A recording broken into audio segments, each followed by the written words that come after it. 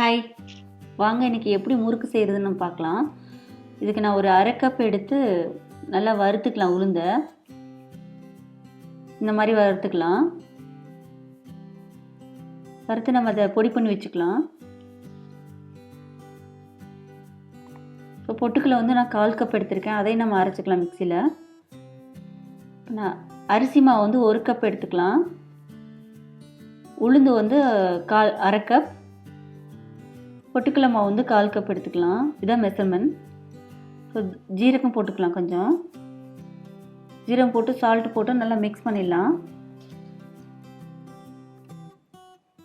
நம்ம வீட்டிலே முறுக்கு மாவு ரெடி பண்ணிடலாம். சூப்பராக இருக்கும் இது. உளுந்து அரைச்சி போட்டாவே டேஸ்ட்டு செம்மையாக இருக்கும். இது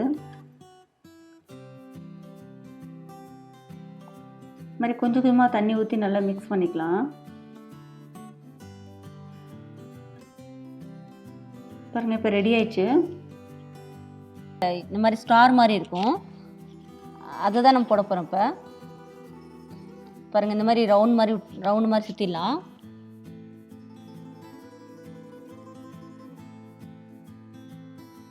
இது முள்ளு முறுக்குன்னு சொல்லுவாங்க. நம்ம இதில் முறுக்கு கூட சுற்றிக்கலாம், இல்லைனா இந்த மாதிரி போட்டுக்கலாம். இப்போ ரெடி ஆயிடுச்சு பாருங்கள். இப்போ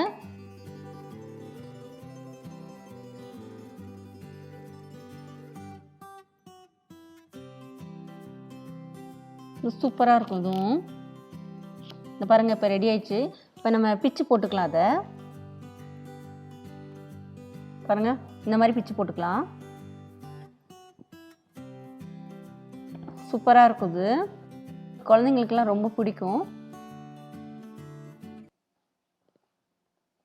இந்த மாதிரி ட்ரை பண்ணி பாருங்கள். பாய்.